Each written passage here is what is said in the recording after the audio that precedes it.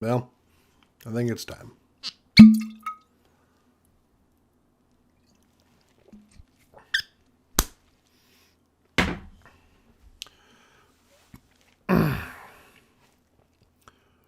When I was in college, Payday 2 was the most important game in my life. I was broker than broke, my parents were getting a divorce, my mom was still a psychology student, and my dad was the only source of income. They spent most of their money fighting each other, leaving little to nothing for me to get through college. I remember nights where my dinner was me going to bed. My diet was whatever I could find on sale.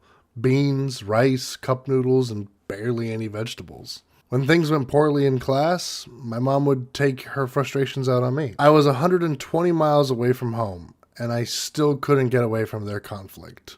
They would call me constantly, complaining about each other and telling me all sorts of aspects of this issue they're having. The poor diet at times made it difficult to think, and made college more of an uphill battle, which kind of sucked because my college was already located on a pretty steep hill. All jokes aside, though, it was a very tough time in my life. It was the most difficult and challenging time of my life, especially the 2013-2014 college year. That was by far the worst. But through all of it, Payday was there for me. If it wasn't for Payday, I might not be here right now to be telling you this story or be making this video. I would have probably had my last breath almost a decade ago. When I played Payday 2, nothing else seemed to matter. Suddenly, I didn't have any problems. Suddenly, my depression that was a result of the stress of college was just gone. It was just me, maybe some friends, and loads of money. For a little bit, I could feel like I wasn't starving. I wasn't struggling financially. It offered me an escape. And I first got into Payday through Payday the Heist, my first year of college. Payday 2 came out that summer before my second year, which, as I said, was my toughest year. Every quarter of my second year was just awful. The first quarter, I was taking 4 classes for the first time, and it was just too much of a workload. Having severe ADHD, I'm basically limited to when my medication's functioning in my system. Once it wears off, everything becomes a severe uphill battle. Even editing these videos isn't easy. And for the first time in my life, I failed the class. And my parents were not nice about it. They were not understanding of the situation. I was going through panic attacks almost on a daily basis. Finally, in my second quarter, I talked to my psychiatrist and they gave me antidepressants to help me with my panic attacks. However, if you've never taken an antidepressant, it takes 6 to 8 weeks for the side effects to go away. Stuff like fatigue and difficulty eating. And when I say difficulty eating, I mean it was impossible to chew food. Like, I just could not eat anything. I couldn't swallow, and if I had food in my mouth, I just couldn't chew. I was tired, and I just didn't want to eat. It was kind of like when Ron Swanson is trying to eat that banana. That's what it looked like. It was a lot on top of the schoolwork. It just made things more difficult. And finally, on my third quarter, I got a surgery to take care of a polyidal cyst that started growing a year prior. It was so bad that once they removed it, a little bit of my tailbone was actually exposed. I would have to package it 3 or 4 times a day. And it's not an easy area to kind of maneuver when you can't really see back there. I would go to the school's medical facility and they would actually help me out. During this recovery period, I wasn't able to really sit down. It was all standing for me. On top of that, having to go through that first week and a half, 2 weeks of painkillers, I was not able to mentally function on anything, which meant that a lot of schoolwork was starting to pile up, which meant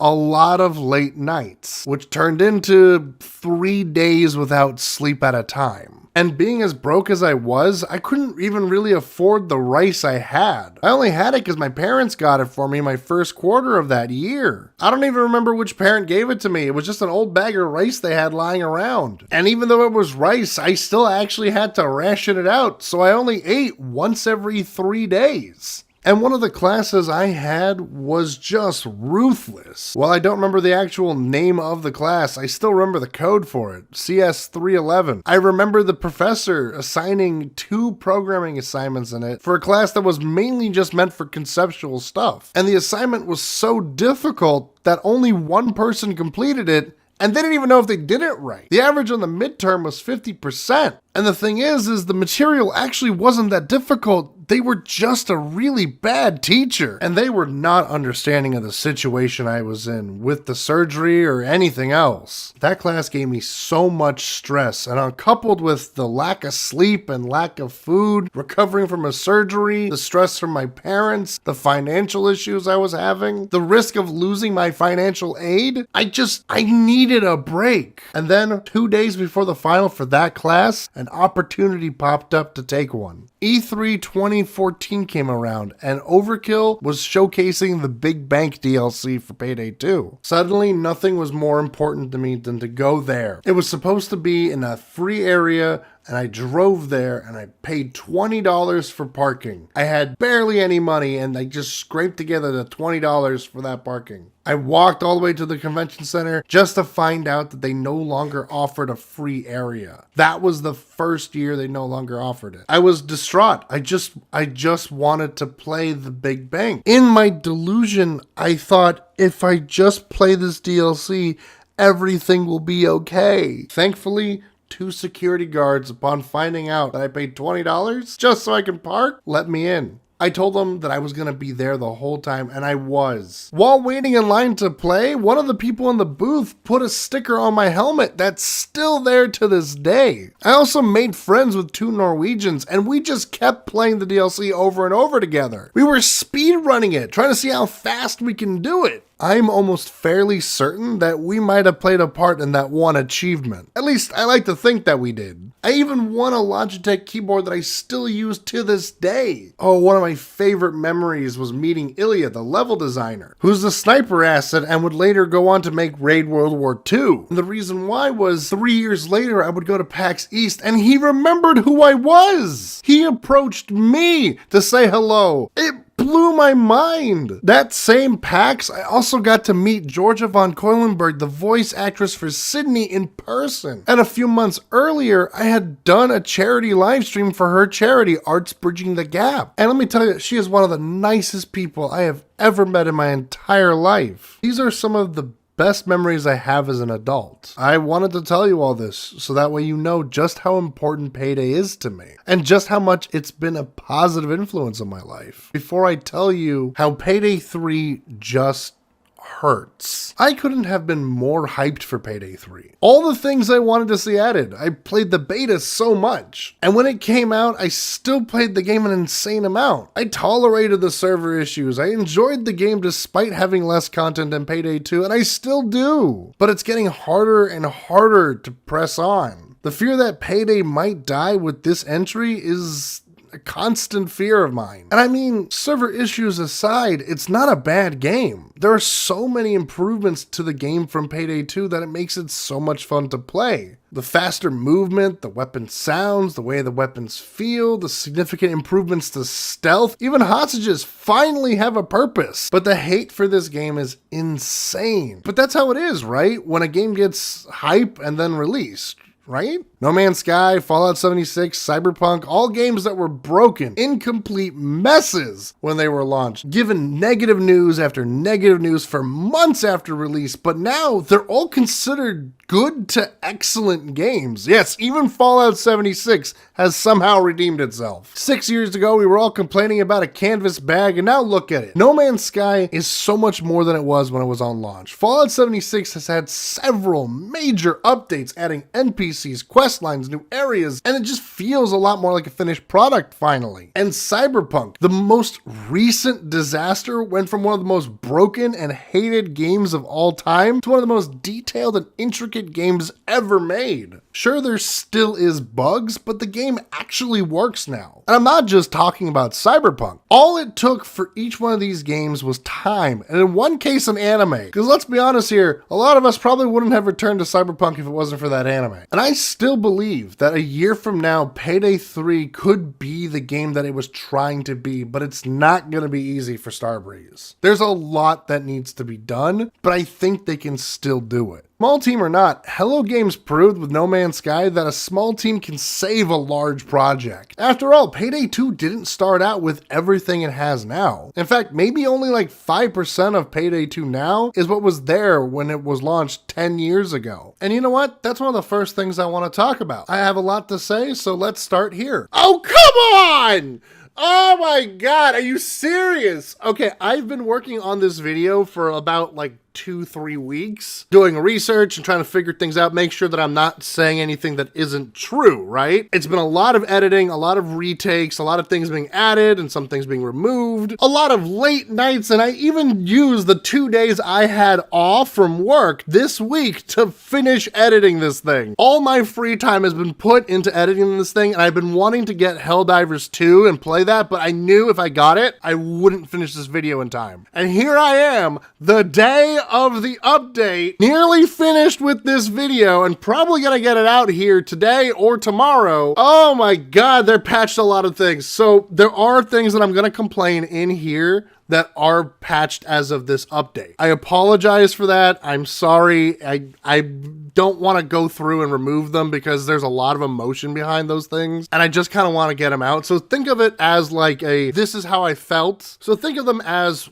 you know, how I feel when the game has come out. Some of the things are going to be like how the primary sniper isn't all that great, or some things with the skill lines. There's going to be a whole bunch of stuff. So just bear with me on those ones. I'm so sorry, everybody. All right. Since August 2013, Payday 2 has had 240 updates, not including hotfixes. These updates added about 66 maps, 116 guns, 18 playable characters, and even several notable reworks. Some of them include redoing all the skill trees, adding perk decks, and even major changes to stealth. Now, one of the major misconceptions when it comes to Payday 2 is that it had 10 years of content updates, but it actually only had 9. Updates for Payday 2 were supposed to stop in November of 2018 with the release of Overkill's The Walking Dead. But that game actually drove the company to bankruptcy, and they had to go back to making content for Payday 2 about a year later. This was so that way they can generate enough revenue while they work on Payday 3, which is another misconception that people tend to have. A lot of people think that Payday 3 has been in production since 2013. Former CEO Bo Anderson claims that they started Payday 3's development in May 2016. However, it's more likely that this was just the design and concept phase, as their team had their hands full with Overkill's The Walking Dead, which was going through its own bit of development hell. Not to mention, they were working on this game while still putting out brand new content for Payday 2. Originally, Overkill's The Walking Dead was supposed to go for several years, and while that game was getting updates, Payday 3 would have been in production. And as we know now, that's not how it turned out, but at least they used this opportunity to establish some new characters for Payday 3. It's even possible that some of these DLCs in the last 4 years were originally supposed to be in Payday 3. I mean, think about how big the levels are in some of these heists compared to what we normally got. A former level designer at Overkill Software once told me about all the complications they had to go through when developing levels for Payday 2 due to the limitations of the diesel engine. Obviously, this is just speculation, but it's quite possible. As for those first 5 years, that's what you get in the Legacy Edition of Payday 2. And while Payday 3 doesn't even come close to the amount of content in Payday 2's Legacy Edition, that doesn't mean it won't get there eventually. And while we wait for that to happen, we can still enjoy Payday 2. This isn't an Overwatch 2 scenario where you can't play Overwatch 1 because Overwatch 2 is out. So I just want to take a step back here and let's compare Payday 3's launch with Payday 2's. Hopefully with this we'll get a better understanding of how things are similar and different. Maybe we'll clear up any kind of misconceptions along the way. Payday 2 was released with about 17 heists compared to Payday 3's 8. That seems like an absolute no-brainer over who had more content, but if you look closer you'll realize that about 4 of them were actually just the same bank job, and Ukrainian job for Vlad is just a modified jewelry store heist for Bane. Then there were the pro jobs, which were removed with update 109. Pro jobs are basically just a version of some levels where if you fail once you go back to the lobby, but if you succeed you get 20% more XP. Only 2 heists were pro job exclusive, Ukrainian job and Big Oil. So when you actually get down to it, Payday 2 only had about 10 unique heists on launch, 11 if you count Ukrainian job. But what about the ones that are multi-day? Well, day 3 of Firestarter is just the same bank heist you did before, but now you have to burn the money. And day 2 of Rats and Framing Frame is basically just you carrying bags with potentially no conflict. You could honestly just remove day 2 of Rats and Framing Frame and nothing would really change. Also, multi-day heists weren't able to have the same complexity on every day. Not all of them were going to be like Hotline Miami or Goat Simulator. This is because you're basically having 2 heists in one. And one of the reasons why they stopped making them was because not all players could dedicate that much time to one heist. Funny enough, when you get down to it, this is kind of an issue I have with GTFO. Some of these rundown levels take forever to complete. So it was just a matter of making a more complex level with more objectives than making multiple smaller levels with easier objectives. Some good examples of heists that kind of suffered with this are day 1 of Big Oil, where all you do is just wait for a safe to open. Even if you stealthed it, you still had to wait for that safe to open. Day 1 of Firestarter was just stealing or destroying guns, while day 2 actually did offer some variety. I think the best example of all this though was Watch Dogs. Watch Dogs is basically the same concept on 2 different maps. Protect bags and move them to a secure point. That's it. I mean, I know that's what you do on most heists, but Watch Dogs does really feel like the more stripped down and bare bones version of that idea.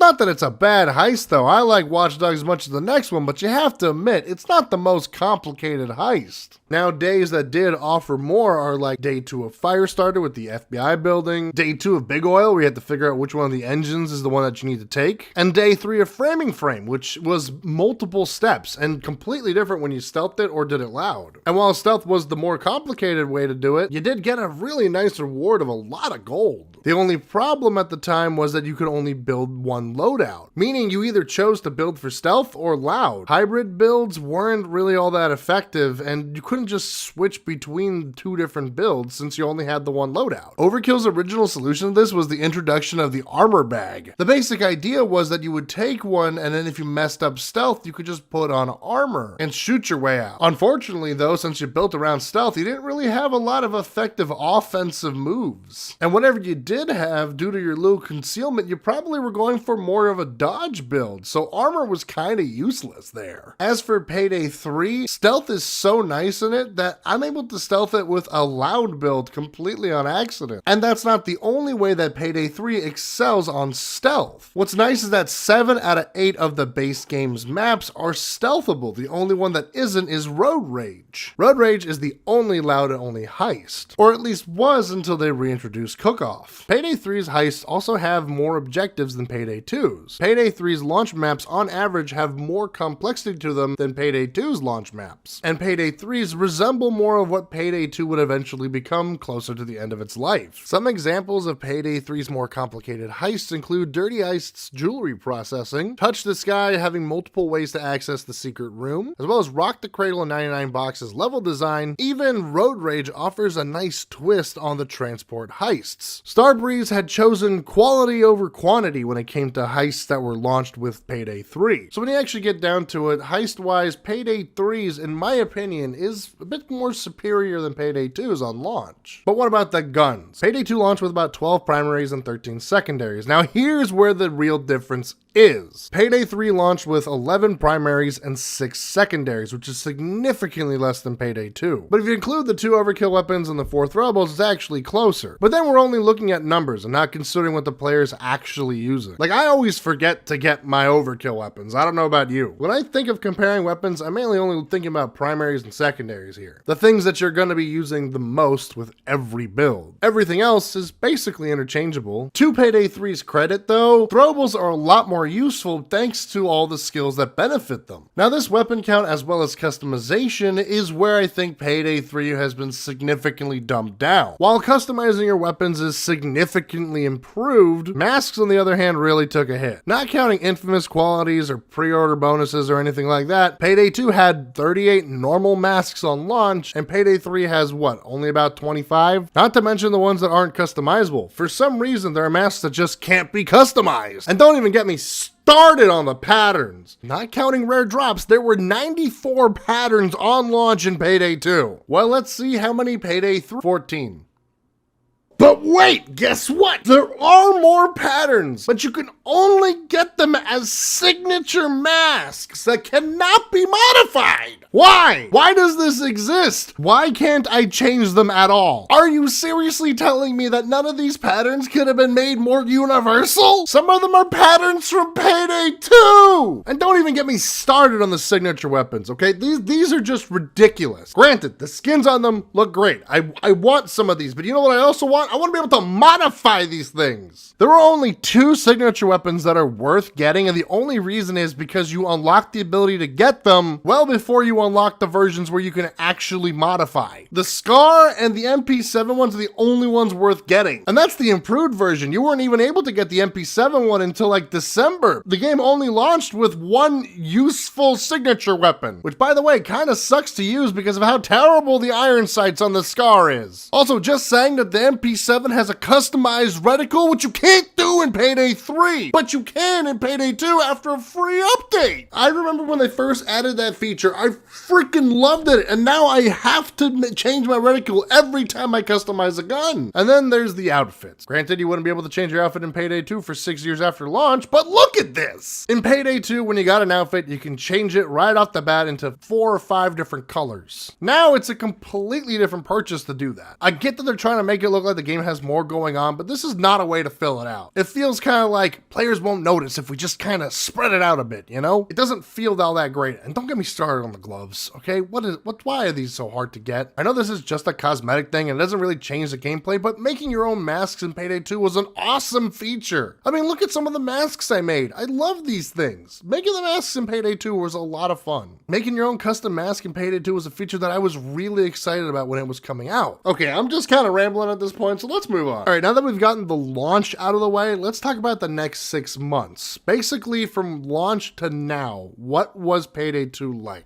Well, a month after Payday 2 was launched, on September 13th, we got the Diamond Store heist, along with 4 masks, materials, and patterns. Get used to hearing that. Then on Halloween, we got the Safe House Nightmare, which was a season-exclusive map. It didn't stay around like it does right now. But there were season-exclusive masks as well, that once you got them, you got to keep them. Same with patterns. Once Halloween was over, the map would leave, and so would the opportunity to play it some more, as well as getting those masks, at least until the following year. This is also when we got our first free weapon, the Interceptor 45. This was one of the first in their long trend of having people join the Payday 2 community page in order to get a lot of free in-game content. Not that there's anything wrong with that, it's just join a group on Steam that you're probably never going to look at again just so that way you can get some free stuff in-game. That's pretty good. And in November, we got our first DLC, the Transport Heist. And those were honestly, when you look back at them now, not so great. While at the moment it was nice just having more content, one of the maps was just recycled from an escape, and the other ones were pretty small, and they were all basically just the same idea. The objective was just to drill into the armored vans and steal the loot and leave with a random chance of you getting files to export the transport train heist, which was a terrible heist that ran poorly. Honestly, these maps weren't all that great, but at the time we were just happy to have more heists. If they came out later in Payday 2's life, they wouldn't have been as loved at the time. They gave the game a nice injection of 5 or 6 heists. That's a pretty good amount, just in one update a few months after the game was released. The DLC also came with 4 masks, patterns, and materials, and a primary and 2 secondaries. And on December 5th, we got our first weapon pack, adding grenades, a primary, 2 secondaries, as well as, once again, 4 masks, patterns, and materials. Not even 2 weeks later, on December 16th, we got Go Bank, which had the ability to be stealth and done loud, as well as a free mask. 3 days later, there was the $1 DLC for the Christmas soundtrack that gave you 3 masks, and it was just more or less silly fun, kind of hyping people up for the prospect of, well, breaking out Hoxton. Then about a month later, on January 22nd, they added Infamy, the prestige system that basically went untouched for several years, got reworked then, and then got reworked again later on in its life. Then just 8 days later, on January 30th, we got a second gauged weapon pack with 3 primary weapons, 4 melee weapons, which were just introduced, as well as, say it with me now, 4 masks, patterns, and materials. Lastly, a month later, on February 27th, we got the Death Wish update, adding a new difficulty, the Cloaker, which didn't come with the game because he was causing crashes, a free melee weapon, and stealth changes that significantly hurt the interest of play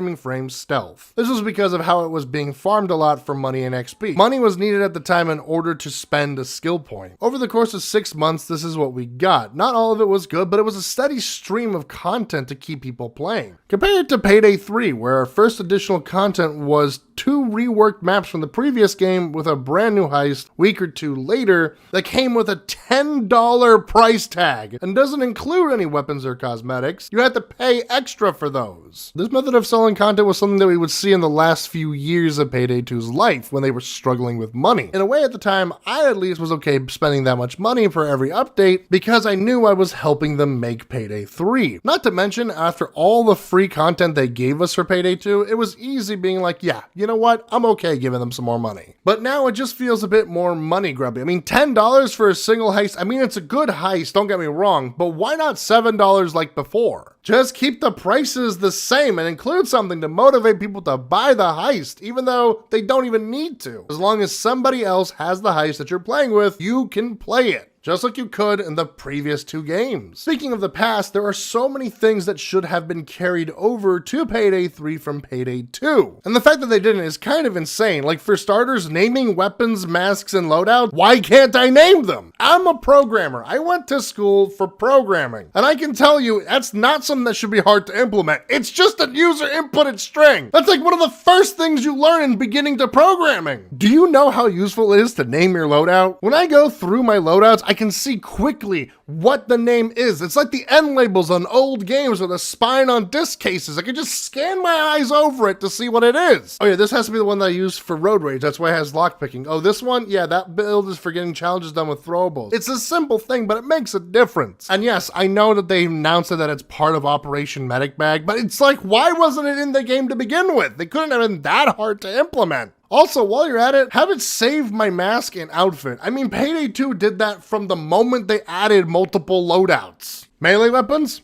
Where are they, Starbreeze? You brought the grenades back from the DLC in Payday 2. Why not melee weapons? In Payday 2, there were so many. You had so many to pick from. There was like 97 of them. And you couldn't at least bring back like 4 knives and a brass knuckle or something for Payday 3? I'm curious, since Overkill's The Walking Dead also ran on the Unreal 4 engine, could you have just ripped models from that and put that into Payday 3? If so, it would have really helped with the weapon variety. Somebody let me know in the comments if that's something that they could have done. I feel like it would be less of an engine restriction and more of a legal battle. Speaking of weapons, what about firing modes? Why am I locked into just one mode? One of the last things you added to the game was a pump action shotgun that becomes semi-auto. What happened? And I get you don't want multi-day heists. You stopped doing them because it felt like they weren't in the highest of quality and players sometimes couldn't finish all the days before they had to go do whatever was going on in their life. I get it. Or at least I would if the system to save where you left off wasn't in Raid World War II. Yeah, bet you didn't think I was gonna bring that game up, but seriously, thank you for updating that game. Thank you so much. But like, come on, the system is already in place in a different game that's very similar to Payday 2 that you helped make. Why? Why not have them here? To be honest, I don't know why I framed that as a problem, but it might be something that they should consider implementing in the future. I mean, I get it. You can't just copy paste code like that, especially from 2 different engines. But I think that's something that you should think about. I mean, doesn't seem like a terrible idea, right? What do you guys think? And let's talk about AI partners. First off, thank you for letting them carry bags right out of the gate, because you could not do that in Payday 2 for quite some time. But why are they almost like Payday 2 launch quality? Why are they so dumb? Why do they no longer offer you buffs and let me customize them? Why is their health so low? If they're gonna be stupid, at least make them durable. Buying assets in lobby and pre-planning? Come on, guys. This is simple. Where's the voice chat? Where's the lobby chat? Why is something like that a huge problem? Is it because of crossplay? Come on, Halo can do it, so can you! Are you seriously telling me that I still can't unready in lobbies? I don't care, it's part of Operation Medic Bag. I wrote this before that was released. This is a very simple feature that's in every game on launch. Why isn't it in yours? Some of these are really small issues, and they may have already figured them out, but are just waiting for like the next patch to put them in there, you know? Oh wait, that's exactly what they're doing. Okay. Some of these may seem like really small issues, but they make kind of a big difference. I'm sorry, that's a lot to go into. I love ranting, but I generally try to be a positive person and, you know, hope that this is going to improve. But there are just things that make me wonder why they weren't added. You know, like knives, I get it. You know, that's a whole gameplay function. But like naming your loadouts, unreadying in lobbies, buying assets in lobbies, these are simple things. Granted, it is a new engine. You can't just copy paste things, but these These are simple things that were already in Payday 2 that needed to be carried over. There was an effort to have these things implemented in Payday 2 and added later on. Why weren't they considered when they were releasing Payday 3? That's all I'm trying to say. So after all this, what does Starbreeze need to do to fix Payday 3?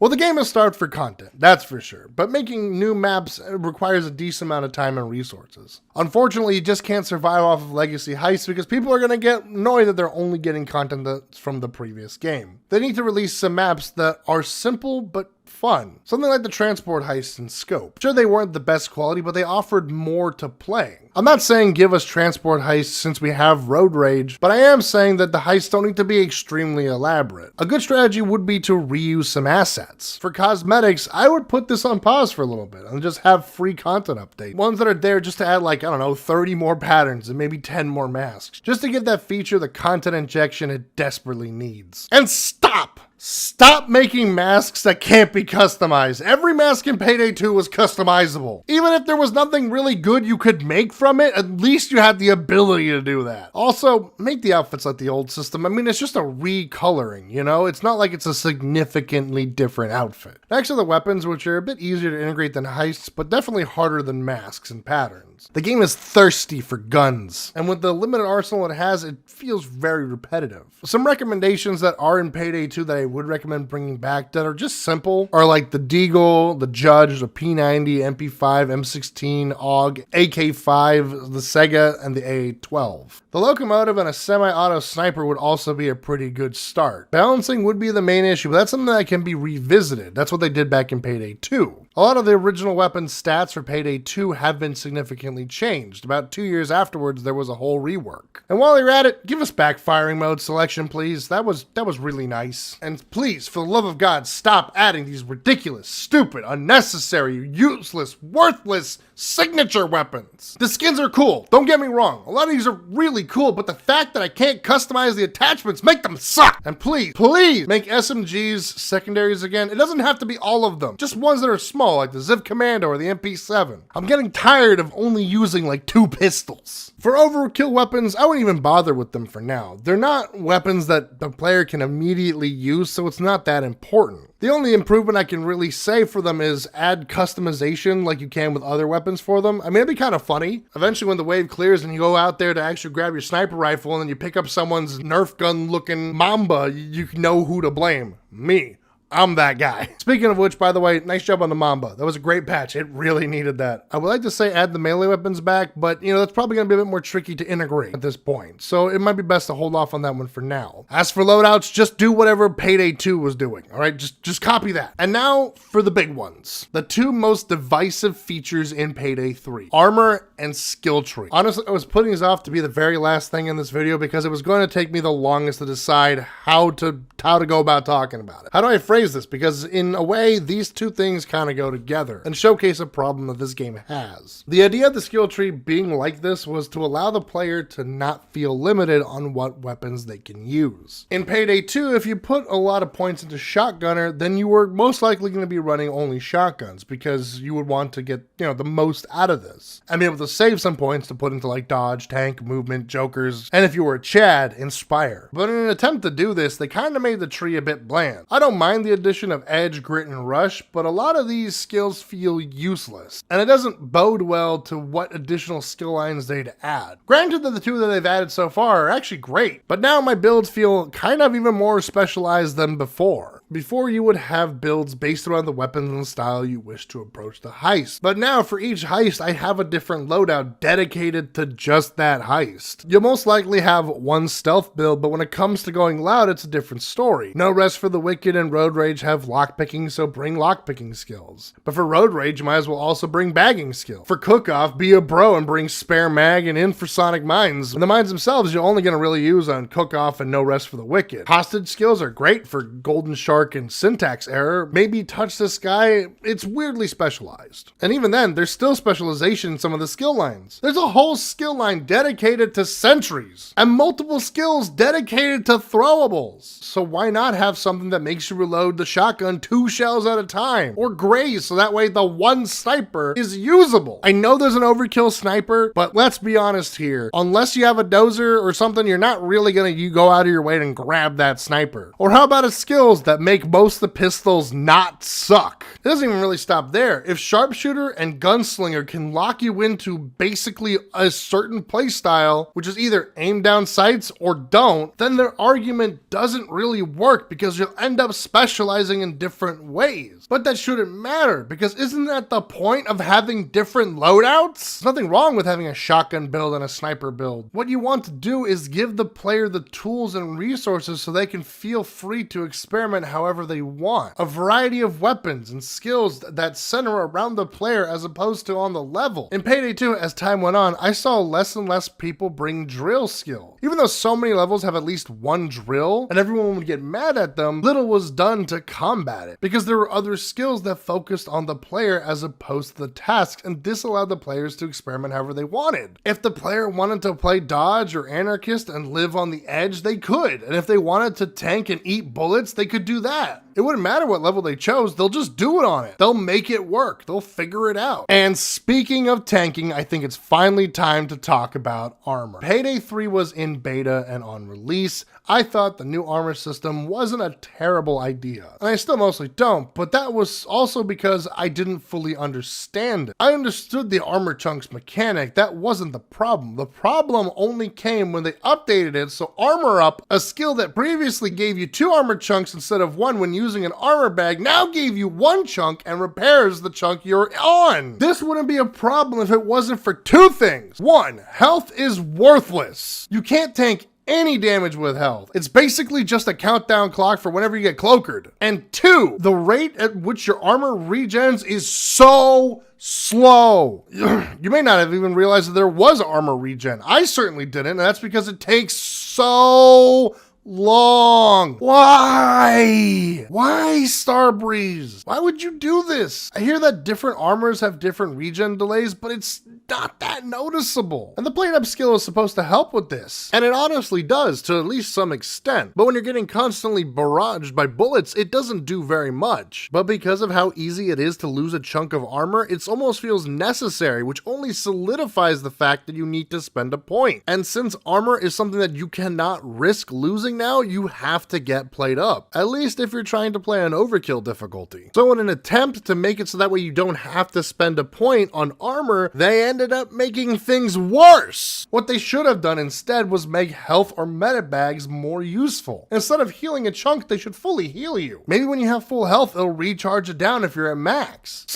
Just something to make it more viable compared to armor bags. Okay, this video's gone on for 35 minutes. This is the longest video I've made yet. So before we wrap up, there's one last thing that I want to talk about. A theory, a game theory, if you will. It's a theory of mine that may be completely false. I have nothing really concrete to prove that this is the case, and I'm just kind of going based off of history here. This theory might somewhat explain some of the main issues that we've had with Payday 3. The lack of content, its somewhat rushed nature, and most of all, the connectivity issues. When Starbreeze was trying to pull themselves out of bankruptcy, Deep Silver invested 30 million euros into them. Now, Deep Silver has kind of an interesting history when it comes to their publishing. Some of the things they publish are actually really good, like Chivalry 2. But there are other games that they tend to be known for messing with and causing them to have very poor launches. For instance, the Saints Row reboot and even Dead Island 2. It's been almost a year since Dead Island 2 came out after such a long period of time of people waiting for it. You'd think people would still be talking about it. If you're wondering what could they have done, well, it's not entirely Deep Silver specifically, but rather their parent company, Embracer Group. If you haven't heard of the Embracer Group, well, over the last few years, they've invested a lot of money into the gaming industry and as a result have lost about $2 billion. This is due to their rapid expansion and trying to make kind of a quick buck. As a result of losing $2 billion, that's billions with a B. They've had to have massive layoffs. So if you've heard about there being a lot of layoffs in the industry, they're most likely the reason. And as a result of these layoffs, a lot of projects got canceled and a lot of companies got shut down, such as Volition. Some of these companies were in between games or in the early stages of development. Meanwhile, Starbreeze was still making the money with Payday 2, while being decently far into Payday 3's development. It's possible that in another attempt to recover from their $2 billion loss, they forced Starbreeze's hand to get Payday 3 going out sooner rather than later. This could explain why some of these features are not in the game, and why the game feels kinda bare bones. As for the online connectivity, big companies are always afraid of that dreaded piracy that video games are known for. And Payday 2 was a game that had a lot of piracy happening with it. There was a mod called Payday 2 Unlocker, and it would allow you to, well, freely unlock all the DLC. Since you didn't need the DLC in order to play it, as long as the host had it, you still needed to download it, so it was still there in your files. This unlocker allowed you to access it without having any kind of verification. So what's a method that you can use in order to prevent people from, well, getting content that they don't have verified for? The answer for Embracer Group was forcing them to be online at all times. While Overkill Software didn't really do much in the way of preventing piracy, Embracer has all the reason to want to prevent it, trying to recover as much money as they possibly could. And it's most likely that if Payday 3 made the switch from peer-to-peer to a server-based system, it was done late into development, as supposedly screenshots were found in the beta of a CrimeNet server browser similar to the one in Payday 2. This menu also showed solo offline play as well as hosting a lobby, something that you can't do currently in Payday 3. If it's true and the switch was made last minute, it would explain why there were so many betas just for server testing. Servers are not something that Starbreeze have had to deal with before, and course correcting something like that this late in development could be what's causing them severe issues. Of course, once again, this is all speculation. It's just a theory that I would like to know what you think, and maybe you might have something different or something similar. So let me know in the comments what you think of it. As for Payday 3, only time will tell what will happen to it. I'm hopeful for the update that's coming out in April. With this roadmap for Operation Medic Bag, Starbreeze definitely seems like they're trying more so than before. And I think they're not able to talk about what's happening due to, NDAs, and well, you can't piss off your major investor, right? The last thing you want to do is have to close your doors. But with this roadmap, I think Payday 3 can recover. I think by this time next year, or in a year and a half from now, Payday 3 is going to be an amazing game, and we're going to see what it was supposed to be. But until then, I'll still be playing it. I'll still be playing Payday 2 as well. And I hope to see you guys there. Until next time, just remember, I love you. Bye.